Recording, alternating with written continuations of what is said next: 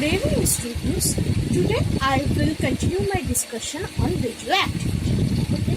So in the previous class I have already discussed that what do you mean by the radioactivity, why the spontaneous emission of the radioactive rays occur for an element, right? So now I will discuss the next things about this radioactivity. Okay. So let us begin. So first thing is that this radioactivity phenomena is basically a nuclear thing. Okay, it is the nuclear thing. Why it is called the nuclear thing? Basically, any physical change or chemical change, if occurs for an radioactive element, then it does not affect the emission of the spontaneous emission of the rays or the radiation, right? That's why it is called the nuclear phenomenon. Okay, and the thing is that, and the next thing is that I have already said that from the nucleus, electrons are being emitted, right? So why it is so? We all know that electrons are present only in the orbits of the orbits of the atom, right? So from where these electrons are emitted from the nucleus? So as the electrons are emitted from the nucleus, this is another proof which shows that radioactivity is a nuclear phenomenon. So for the nuclear phenomena, as in the support of the statement that radioactivity is the nuclear phenomena, we can say two things. First one is that we know that electrons are present in the outermost orbit of the atom, but for the radiation, in the radioactive radiation, we know that electrons are being emitted from the nucleus, but the original electron number of the atom is not being affected. So this is the first thing, and the second thing is that any physical or chemical changes cannot affect the radiation. Okay? Therefore, we can conclude that radioactivity is a nuclear phenomena. Okay? Now I will discuss about the particles, about the radiation. Okay? Already I have said that there are three particles which is being emitted from the nucleus, right? So what are they? They are basically alpha particle, beta particle, and gamma ray. Please don't say that gamma is a particle, right? Gamma is not a particle basically, okay? It is a ray, okay? So alpha, what is alpha? Alpha is nothing but a helium nucleus who has a mass number 4 and atomic number 2, right? What is beta? Beta is an electron. Beta is an electron, right, which has a negative value, negative charge. And what is gamma? Gamma is nothing but electromagnetic ray. Now, the thing is that if from a nucleus, if one alpha particle or one beta particle removed, then what will happen? Then as the alpha or beta particles are being removed, so like this, as the alpha or beta particle being removed from the nucleus, then there is a stability issue in that nucleus, right? And therefore the nucleus become unstable, and to stabilize the nucleus, one gamma ray is being emitted. So after each and every emission of alpha or beta, gamma ray will be emitted in the cause of this emission of gamma rays due to making the nucleus stable after the emission of alpha or beta particle, right? Clear? So now consider the property of each of these radiations. First thing is that first we are talking about the alpha particle, right? First alpha. What is alpha? Already I have said alpha is basically the helium nucleus which has a mass number 4 and proton number 2, right? So its mass, the mass of this alpha particle is 4 times of the mass of the proton, that is near about to 6.68 into 10 to the power minus 27 kg, right? So this is the mass of the alpha particle, and charge is twice as the proton's charge. So it is basically 3.2 into 10 to the power minus 19 coulomb. So the charge of this alpha particle is 3.2 into 10 to the power 19 coulomb, and mass is this. Okay, clear? And what is specific charge? And the specific charge of alpha particle, I can consider it. Specific charge is considered as, what is the value of specific charge or specific charge definition? Specific charge. Specific charge is defined as charge per unit mass, Q by M. This quantity is known as the specific charge per unit mass. So what is the value of the specific charge of alpha particle? That is basically 4.79 into 10 to the power 7 coulomb per kg. Okay, clear? So this is the characteristics of the alpha particle. First, mass and charge. Second point is that, first point is that already I have said it is the helium nucleus. Second point, I have described the mass and the charge part. Third point, what will be the third point? The speed.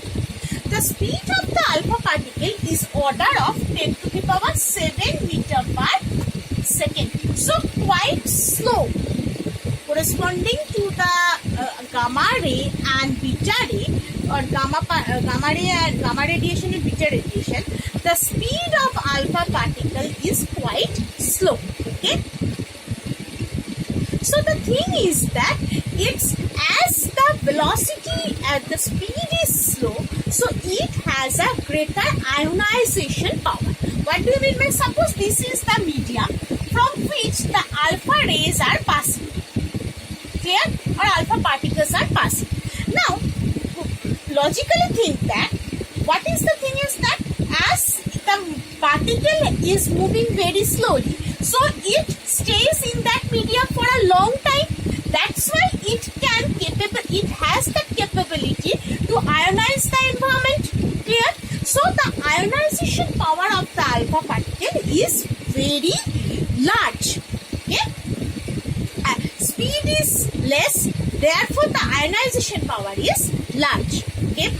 Fourth point is that ionization power is large, and the fifth point is that it has the least penetration power. It corresponding to the beta particle and gamma ray, alpha particle has the least penetration power. Okay, clear? Next is that alpha particle is positively charged, we all know. So they are deflected by the electric field as well as magnetic field. And the deflection of alpha particle is less than the beta particle. Okay? Why it is less? Why the deflection of alpha particle is less? The reason is that as the alpha particle is pretty much weightier than the beta particle, that's why it has the less deflection. Okay? Hopefully it is clear to all. And it also affects the photographic plate. Okay? It affects the photographic plate. Next is that alpha particle causes fluorescence on striking the fluorescent material. If any fluorescent materials are present, then it can cause fluorescence. Fluorescence means the light. Okay. Next is that it has, as the speed is less and the mass is greater. We all know that the formula of kinetic energy, that is half mv square. Speed bit less, but mass is also greater than. So all over the thing is that the kinetic energy and momentum, alpha particle has a higher kinetic energy as well as momentum. Clear? And when we bombard the nucleus of atom of an element to and this alpha particle is used basically for the bombardment of a nucleus of an atom to convert it into another element. This process is called transmulation. Transmulation.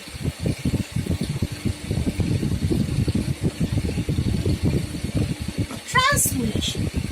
What is transmulation? Transmulation is a process. What is transmulation? So this is a process to use by using the alpha particle. A nucleus is being bombarded with that alpha particle of an atom and convert it into another atom. Okay, that process is called the transmulation. And it as it is a radioactive element, radioactive ray, so it always causes the destroy of the living cells and also cause the biological damages. Okay, and it also scatters, alpha particle gets scattered while passing through the thin gold foils. Okay, so these are the properties of the alpha particles. So corresponding to that, you may ask the following questions like this. Write two characteristics of the alpha particle. This is very common questions.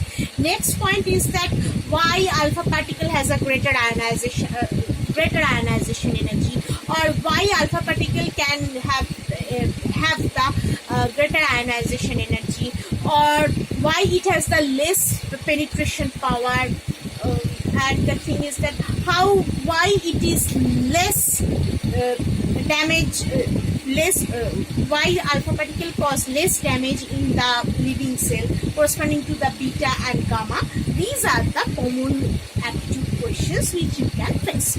So I think the ionization energy and the penetration power already I have discussed these two things. The last thing is that why it cause the less damage to the living organism. The cause is the reason for this that as the alpha particle mass is high, mass is pretty much higher corresponding to other particles or other radiations, and the thing is that the speed is less. That's why it causes the penetration power is less. That's why it causes less damage to any living organism. Okay, clear? So now coming to the thing is that when a particular element, radioactive element, release the alpha particle, then what is the change that is happening in that nucleus? Let's discuss these things, and this is very important for the small numerical comes from this point of view. Okay, from this concept. Okay, so let's discuss. Suppose an element X is there which has a mass number Z, atomic number Z and mass number A, right? If from this element, if one alpha particle is being released or emitted, then the result will be another element Y will form which has a less two less atomic number and 4 less mass number. So this is the in general formula for if an alpha particle is being released from a radioactive element. Suppose now I have said you that if X is there, suppose the atomic mass number is 234 and the Z is suppose 92. Then what will be the mass number and atomic number of the resulting or the product element? Okay, so by the simple calculation you can write, suppose this is Y, 234 minus 4, and 92 minus 2, right? So it becomes Y will basically 90 and 230. So the mass number will be 230 and the atomic number will be 90. So like this, if I say that 2 alpha particle is being released, if 2 alpha particle is being released, suppose from X, this is suppose 234 and 92 minus 2 alpha particle. So if 2 alpha particle is being released, then the minus should be, what will be the result? 234 minus 8, right? 8 will be minus, because for the first alpha particle minus 4 and the next alpha particle again minus 4, so total minus 8, and here 92 minus 4. So the result will be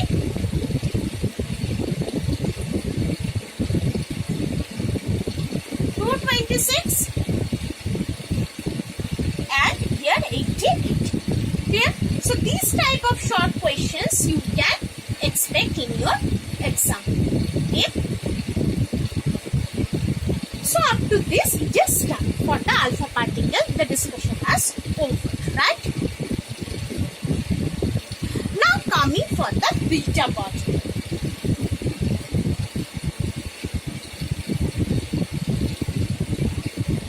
So beta particle, what is beta particle? Already I have said that beta particle is nothing but the electron. So from an element, if one beta particle is removed, then that means from the nucleus one electron is being removed. Now the question is, in the nucleus from where these electrons are coming?